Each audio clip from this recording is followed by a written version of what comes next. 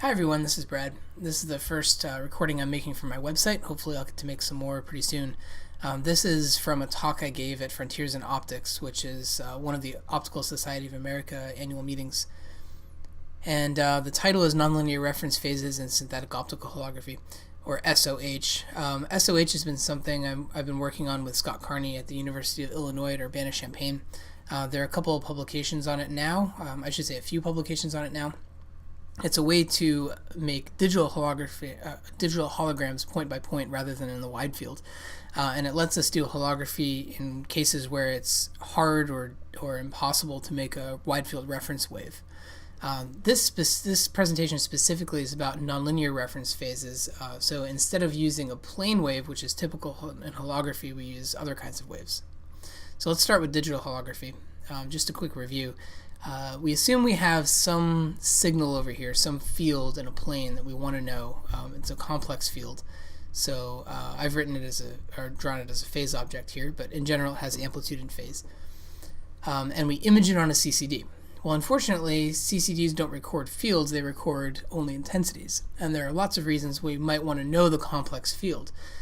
Maxwell's equations say that if we know the field in a plane anywhere, then we know it everywhere as long as there are no sources. So we can use that field information to refocus images or defocus images or correct aberrations. So if we want to record the phase as well as the amplitude, we have to play a trick. So we illuminate with a reference wave here, which is a plane wave that has linear phase across the plane of the CCD. And when they interfere, they create these fringes. So the way I've drawn it, they're vertical fringes. And here's a zoom in over here. We can see that the phase gets encoded as a shift in these fringes. So the phase inside the arrow is different than the phase outside the arrow. We can see that because there's a relative shift between the fringes. In that way, we can think of the phase information as being shared among the pixels. If I just look at this pixel, I can't figure out what its phase is. I have to compare it to the pixels around it. This is the equation for the intensity at the CCD. The intensity is proportional to the square magnitude of the sum of the fields. So you take the signal and the reference, add them together, take the absolute value, square, and we end up with these two terms here which represent the intensities. These are the terms you would get with just the signal or just the reference. And then we see these other two terms which are interferometric terms. Each one is proportional to the complex signal fields, and that's what we eventually want to retrieve. So in synthetic optical holography, we generate images just like in the digital holography case, but we do it slightly differently. We have a sample over here, and we address a point on the sample by focusing light down on it, and the backscattered light gets collected in a Michelson interferometer. So at every pixel, we get to choose what phase we want the reference to have, and then we record the interference over here at a point detector. And while we scan the sample, so for example you can raster scan it to make an image, we move the reference mirror.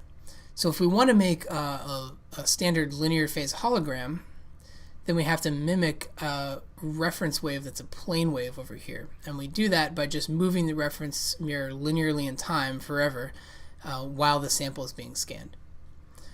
We end up with something that looks just like the digital hologram with the digital hologram with the error that I showed you, except that now instead of creating an actual far field reference wave that has to be, for example, this big, we only created a point interference here.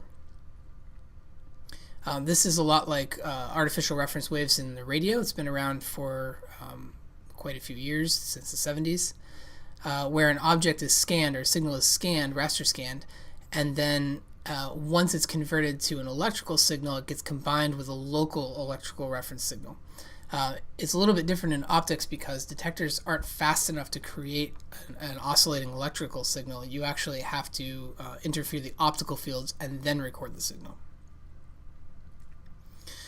To retrieve the complex field, we do exactly what you do in digital holography. So suppose we have this object over here, it has a real and imaginary parts, it's complex, and then the total object is just the sum of those. And we've decided we want to make a reference phase, a linear reference phase. So we scan the object, and at every point we choose whatever phase we want this to be. The intensity has stripes in it. That's just the interference between the reference and the complex object. And then the direction of the stripes is defined by the tilt of this reference plane. And then if we take a 2D Fourier transform of this intensity, we end up with this over here. So 2D Fourier transforms tell you how much of each different frequency sinusoid is in your image. Stuff near the middle is DC, so it's a constant offset, and stuff near the edges is very quickly varying sinusoids. So looking at the Fourier transform of the intensity, that's this equation down here, it has these two terms centered at DC, centered at the middle. One of them is a delta function, and that's proportional to the reference wave intensity. So the reference wave has constant intensity across the whole image. And then the C tilde is the autocorrelation of the signal. It's just the signal intensity. The signal has some bandwidth, so this actually takes up some space here, but the way I've drawn it, or the way I've created the simulation, it's very weak compared to the other terms, so you don't see it. And then there are these other two terms that are displaced from the origin, and they're displaced by the k vector, that is the spatial frequency in the image plane of the reference wave. So as this gets higher tilt, as these fringes get closer together, these terms move further away from the origin. And each one of them is proportional to the Fourier transform of the signal field, which is what we want to retrieve. So if we want to get it back, all we have to do is draw a box around the term and set everything outside the box to 0, filter it out. Then we shift the term back to DC, inverse Fourier transform, and what we get back is the real and imaginary part of the complex object. So that's well known in digital holography. It's an off-axis digital hologram. Now, why would anybody want to do point-by-point holography if you could do wide field? The problem first came up to us through some friends of ours, Reiner and Martin in Spain and in San Sebastian. And they do near-field microscopy. So this acronym is scattering type scanning near-field optical microscopy. And this slide is the shortest introduction to near-field microscopy you'll ever see. In near-field microscopy, they bring a sharp probe into near contact with a sample, into the sample's near field. And they illuminate the whole region with light, and then they collect the scattered light. And some of that light they call the signal, and that's stuff that's interacted with both the tip and the sample. And the cool thing about near field is that as opposed to far field microscopy, standard light microscopy, where the resolution is limited to about half a wavelength at best, the resolution in near field microscopy is dictated by the size of this tip in the transverse plane. So if you imagine this tip at the end of it having a little ball, then the radius of that, or the diameter of that ball, tells you the optical resolution. Now for them, there's also a lot of good reasons why they want to know the field near the sample, the complex field near the sample. The amplitude of that field tells you about the free carrier density, that is how many free electrons are near the sample, so it contains material information. And so does the phase, it also has material information. And from the amplitude and phase, you can also visualize propagating modes down here, like surface plasma and polaritons. And the way that's normally done, the way they normally get the complex field out, is by doing interferometry. So there are a lot of different ways to do this. What I've illustrated here is a phase shifting setup, where you have backscattered light from the tip, and it travels to the detector and gets interfered with a reference wave. And at every pixel, at every point on the sample, we move the reference mirror, and the intensity at the detector sweeps out a sinusoid. And the sinusoid has three parameters: a phase, an amplitude, and an offset. And by taking at least 3 data points, you can fit a sinusoid and figure out what those are. Because of signal-to-noise issues, you actually take hundreds of data points and get a really nice sinusoid here, so you're very confident in the phase, amplitude, and offset. You can also do pseudo-heterodyne interferometry and heterodyne interferometry, and if you're interested in that, I encourage you to look at the literature on just search for this acronym, or NSOM, which is the way the Americans usually say it. But what all of these techniques have in common is that at every point on the sample, at every pixel, you have to take multiple data in order to get the phase and amplitude and offset.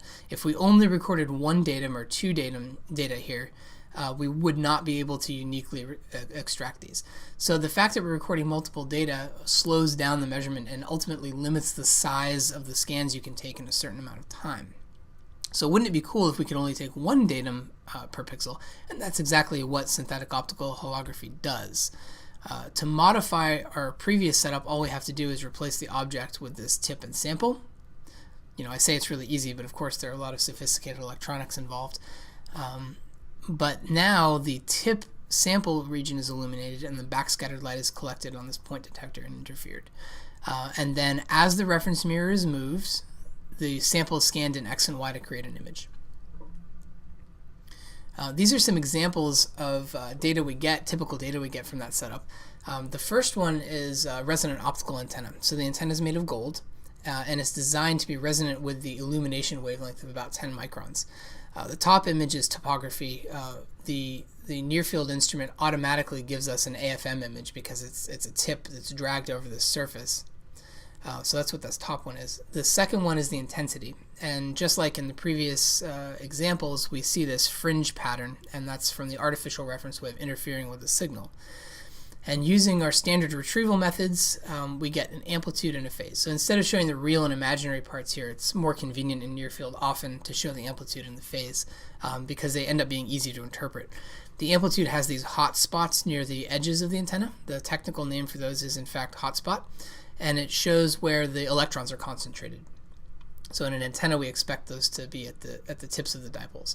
And then in the phase, we see blue and red, which are represent a 180-degree phase shift between the two. And we see two oscillating dipoles in the antenna. So the reason we start with the antenna is we know what the physics looks like exactly, more or less exactly. We know how to build antennas, we know how to make them resonant with infrared wavelengths, and we know that this is about the amplitude and phase we expect to see out of this.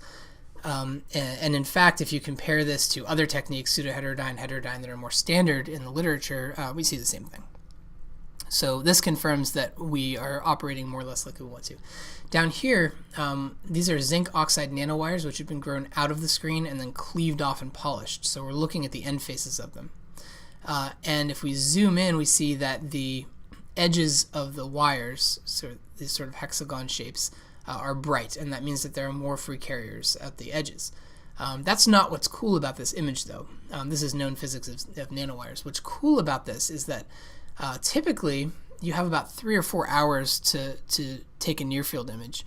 That's about the time it takes for the sample to drift, or the interferometer to drift, or for the lab temperature to change.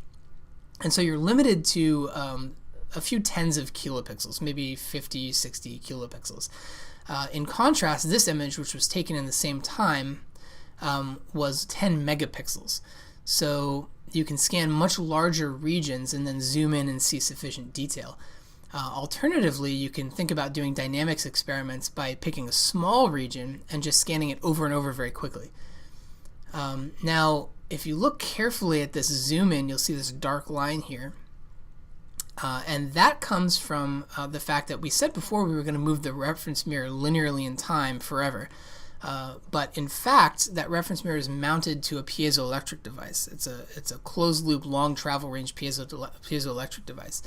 Unfortunately, at some point in the scan, over the course of, say, an hour or 40 minutes, it reaches the end of its scan range, and it has to be snapped back to the beginning. And that's what you're seeing here. You're seeing where the reference mirror was snapped back. And even if it's not snapping during the scan, even if you wait till it gets to the edge and snap it back, the phase between these two won't necessarily be continuous. So it would be cool if instead of having that long travel range piezo, we could buy a cheap piezo with a short travel range and operate an open loop, and just move it in the small neighborhood of its equilibrium position, of its zero position. The difference between a short travel range open loop piezo and a long travel range closed loop piezo is $10,000 or $15,000. So that would be really nice to be able to do that.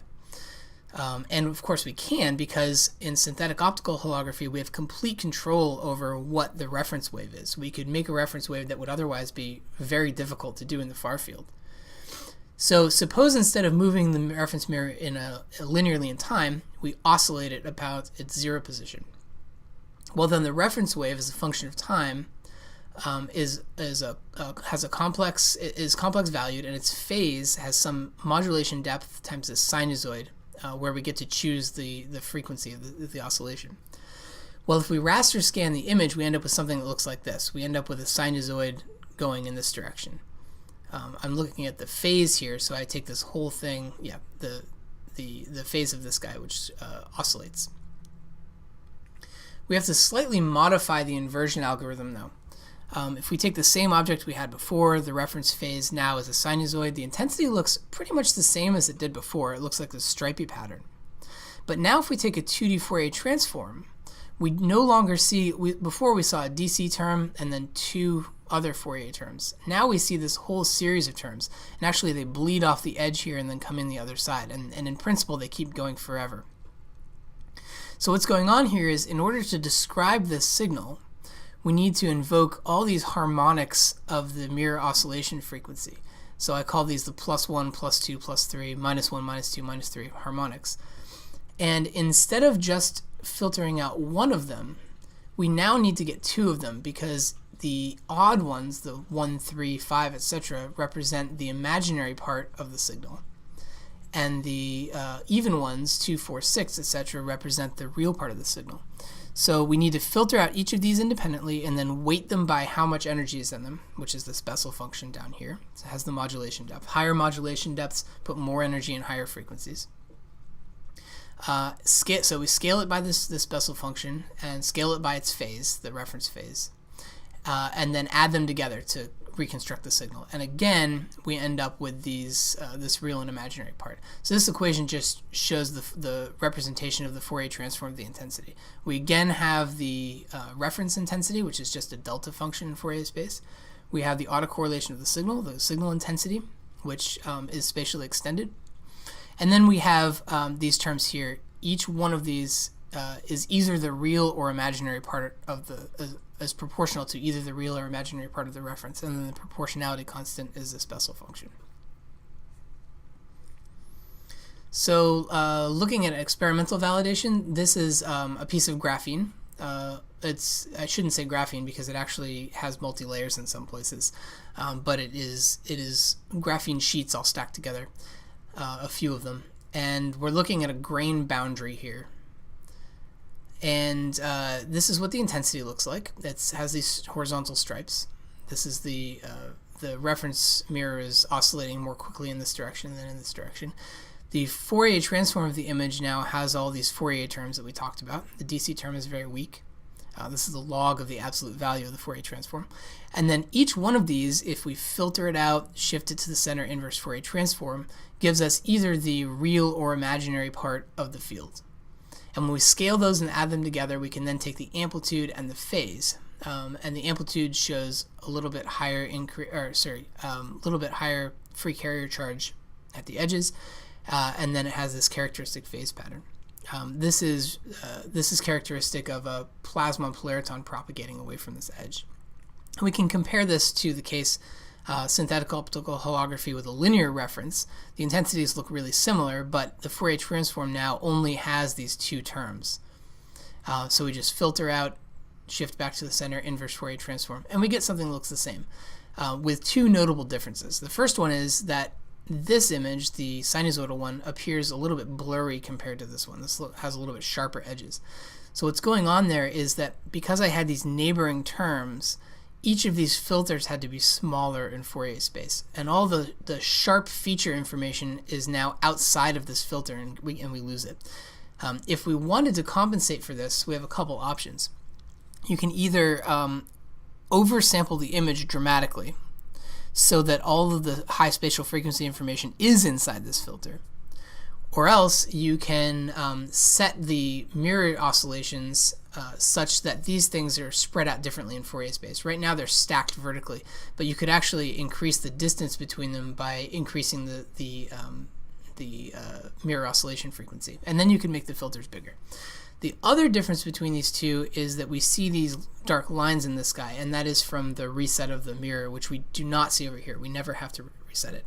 And in fact, these images were taken in open loop, so we do not have the piezo position of the reference mirror in a closed loop feedback system, and over here it's in closed loop.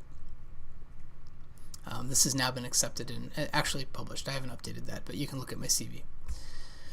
I mentioned that these things are either the real or the imaginary parts of the complex field, and in fact, all of the even ones are redundant with each other and all the odd ones are redundant with each other.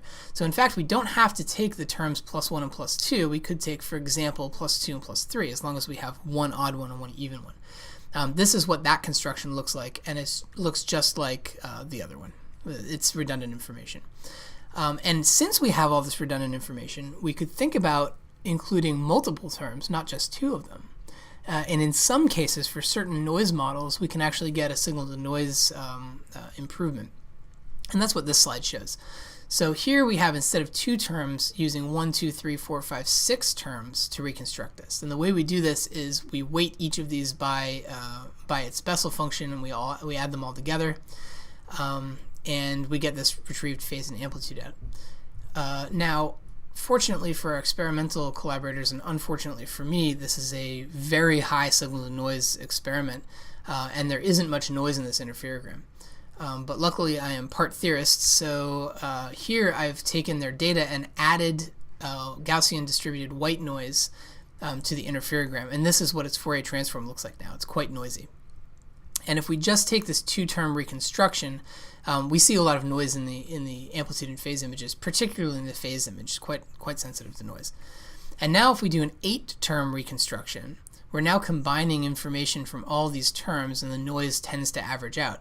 And we get a little bit of an improvement, not a dramatic improvement because I put quite a lot of noise into here, but we see a little bit of improvement. It's a little bit easier to distinguish these edges now in the phase image than it was before. This is a summary of the talk. Synthetic optical holography is point-by-point digital holography, and it lets us do holography in cases where it would be hard or impossible to make a reference wave.